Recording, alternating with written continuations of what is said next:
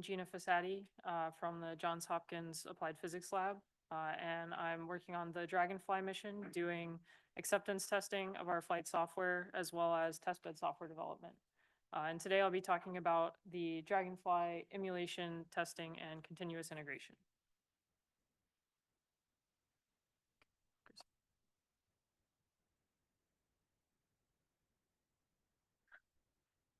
So a little bit of background if you're not familiar with Dragonfly. It is a nuclear-powered octocopter, and it'll be searching for signs of prebiotic life on Titan. So here's a picture of me with a half-scale model of Dragonfly from 2023.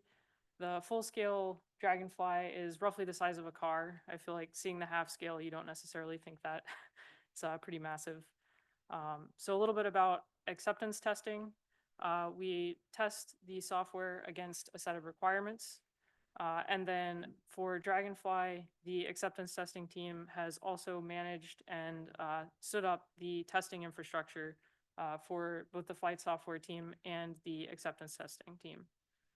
So we are finding bugs before integration and test, so earlier on in the development cycle of the software. So for Dragonfly, we have a test as you fly philosophy. And with Dragonfly, we've been kind of shifting from more of a manual, kind of a waterfall approach to a more dynamic automated approach.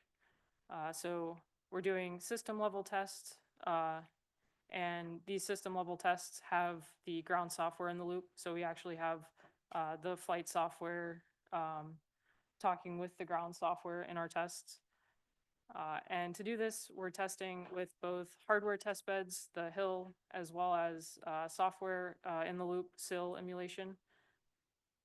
We have automated pipelines that integrate our SIL integration with, or our SIL emulation with the flight software to make sure that we always have a latest working version.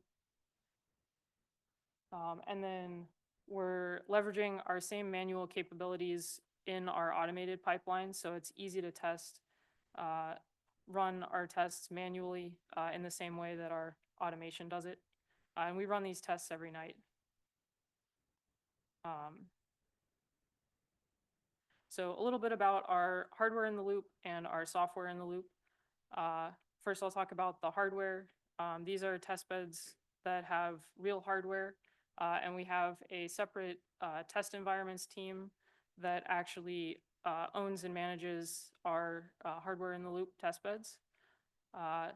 So these test beds are limited quantity. Right now we have 4 test beds, and we probably have about 30 to 40 people that would be vying to use these test beds at the same time. So that kind of creates a bottleneck, but we're able to use the software in the loop to kind of ease this bottleneck.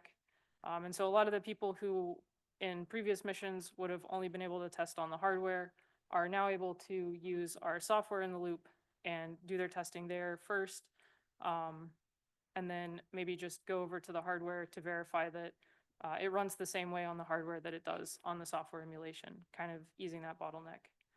So our software in the loop, we're using a QEMU emulation of the RAD 750, which is our SBC.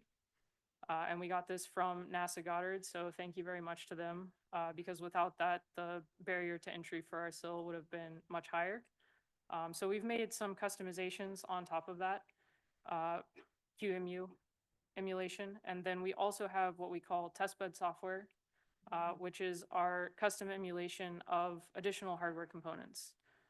So this combination of the QEMU and testbed software is owned by a separate testbed software team, which I'm also a part of. And the testbed software team does more than just the SIL emulation. My colleague Campbell will be talking about that tomorrow, so stay tuned for that talk.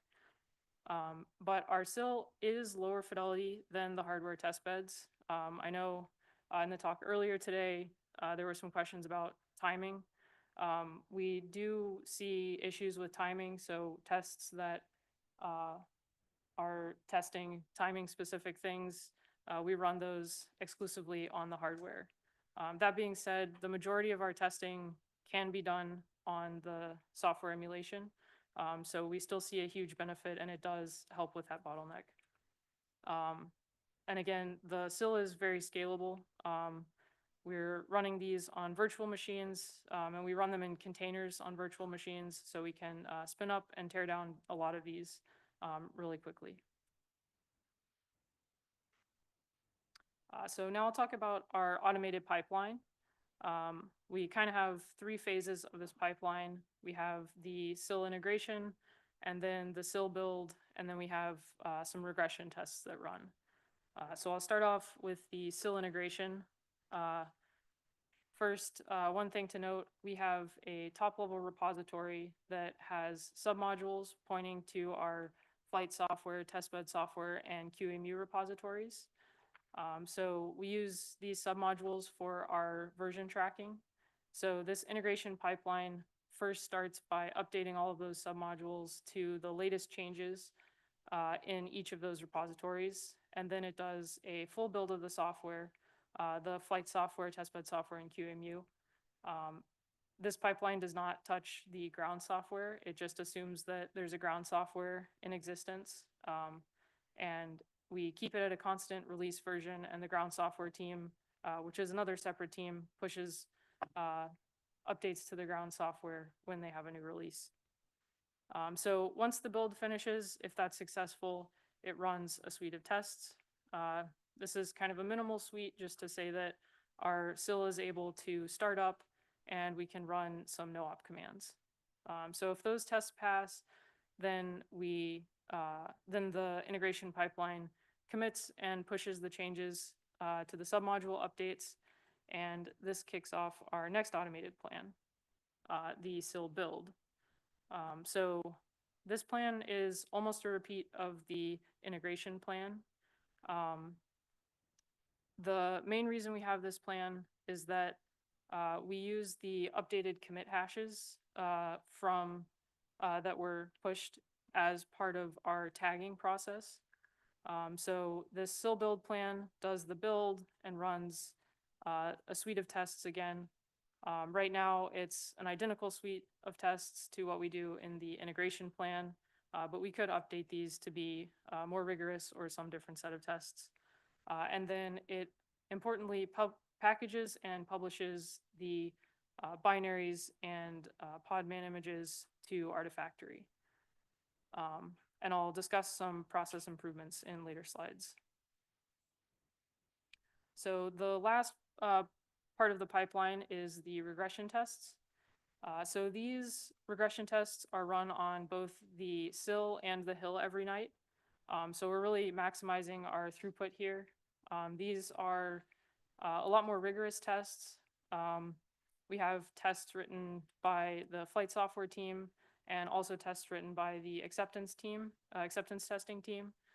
And so on our SIL regression, we're able to run both suites of tests every night.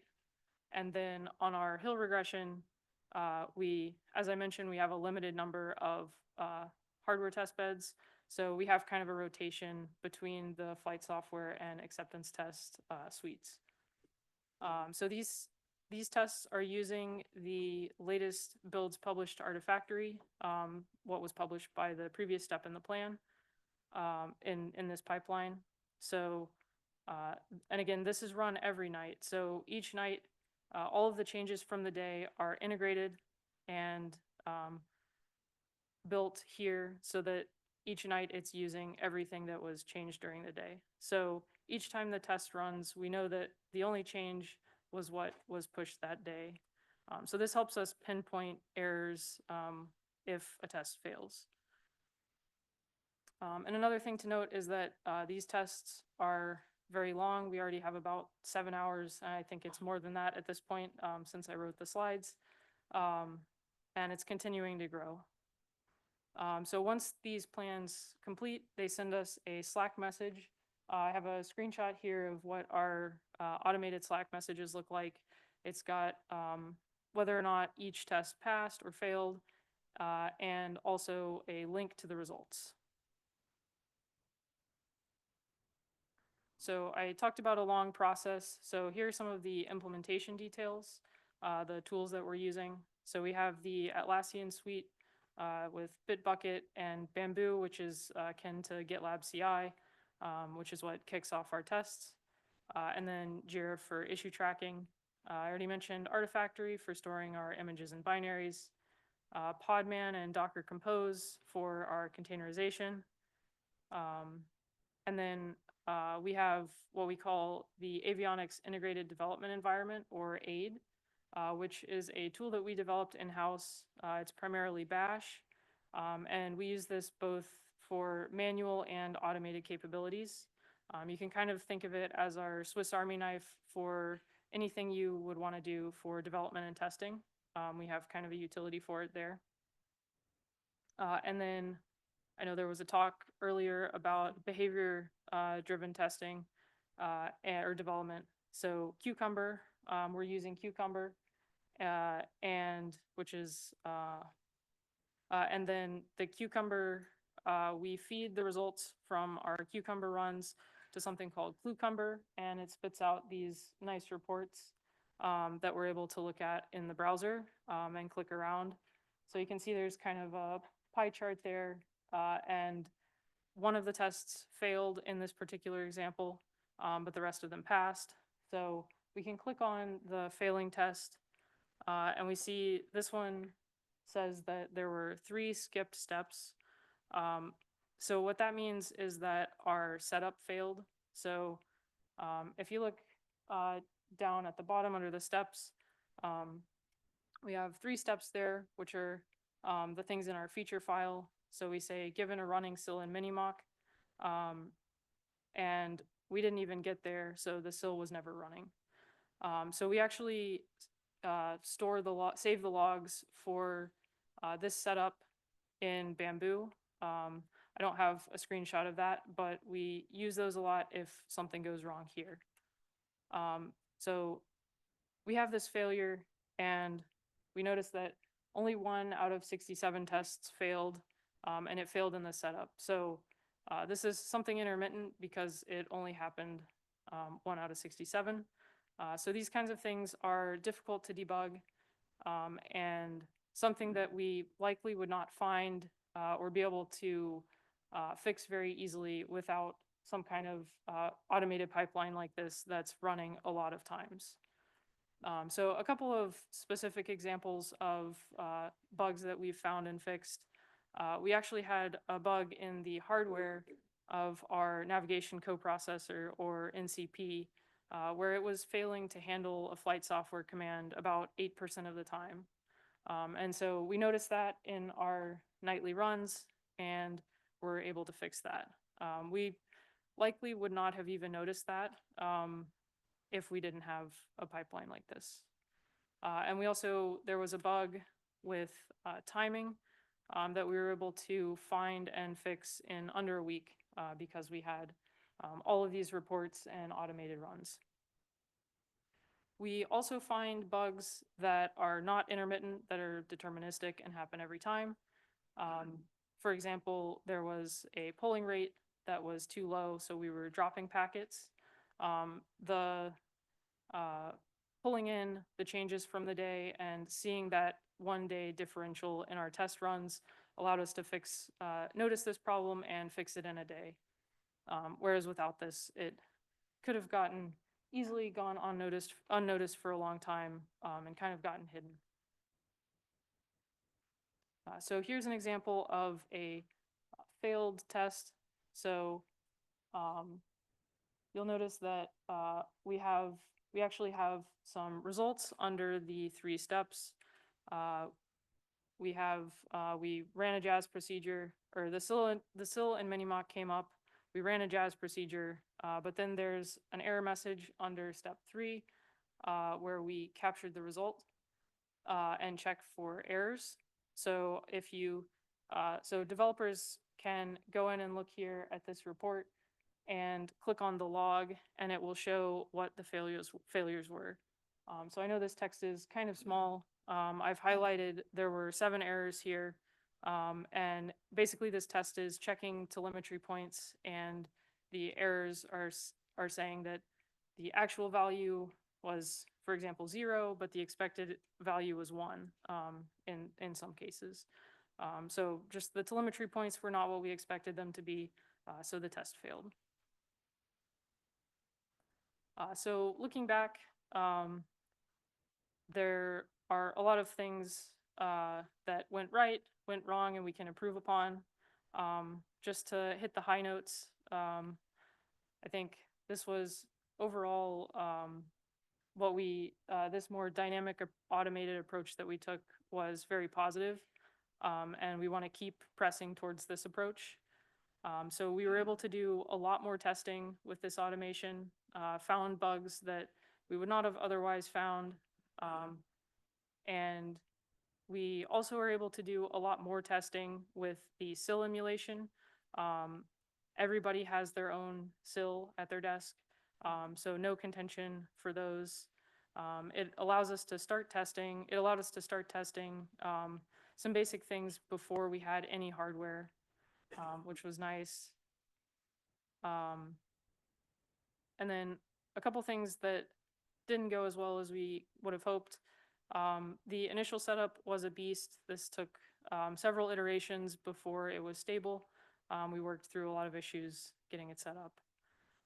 And we are using Bash for a lot of our configuration and testing.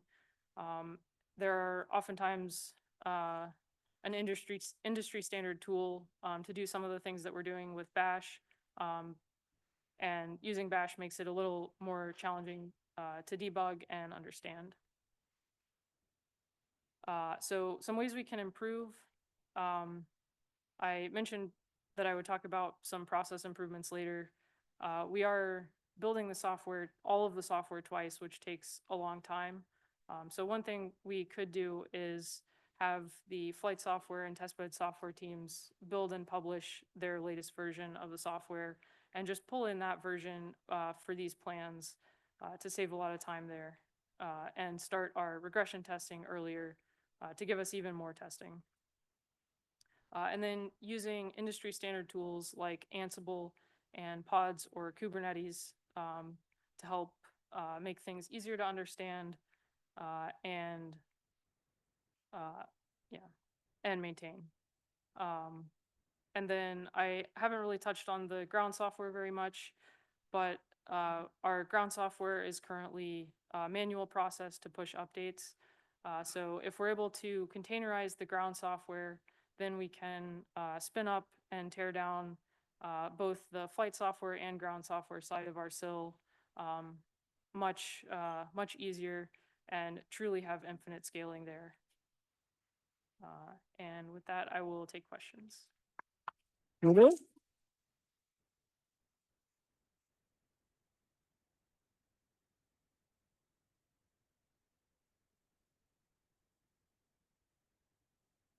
Great talk, thank you.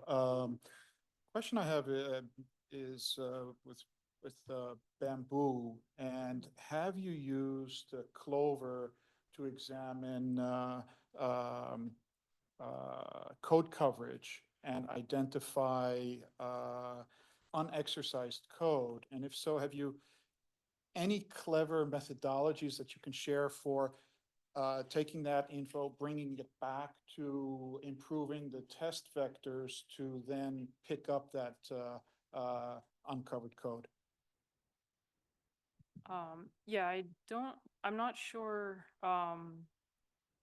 if our flight software team is using Clover and doing code coverage things. I am part of the acceptance testing team and the testbed software team, so I'm not 100% sure there. I know that the testbed software team has started to use Clover, or I think, no, we're using gcover for code coverage on the testbed software. And we have put little badges to show like what percentage of the code is covered in each of our applications. Yeah, take another question. I just wanted to say, no, we're not using Clover on the flight software currently. So thanks for the question. Yeah, thank you, Andrew. First of all, thank you. It's good. I think everybody should push towards automated testing like this. One wanted to ask, have you linked requirements? Like I know we were talking about Cucumber earlier, linking requirements, and that's one thing we plan on doing as well to show, you know, whoever else to say, hey, look, we're meeting these. And then secondly, what was the most interesting thing you found in the discrepancies between the Citadel and the Hill environment? And sorry, I say it with the T. Yeah, so in terms of linking the requirements, actually, since I made these slides, we started tagging our Cucumber features with the requirements. So now we can actually see in these HTML reports, we can actually filter by the tags. And so we could click on a particular requirement and say, these are all the tests that ran for this requirement. So that's really nice. And I guess one thing I think we would like to do is be able to put the data from each run into a database so that then we can filter over time. That's something we have not implemented at this point, but we've talked about it. And then, I'm sorry, what was your second question was? The surprise. I'm not sure if it's a surprise, but I guess the timing stuff, discrepancies in timing, I think have been the biggest issue in terms of having the sill be identical to the hill. We've been able to do some things like add additional delays in our tests that are run on the sill that we don't put in for the hill. And that's kind of helped some, but there are still some things that it's just not the same. All right, thank you. Excuse me, let's thank our speaker, Gina.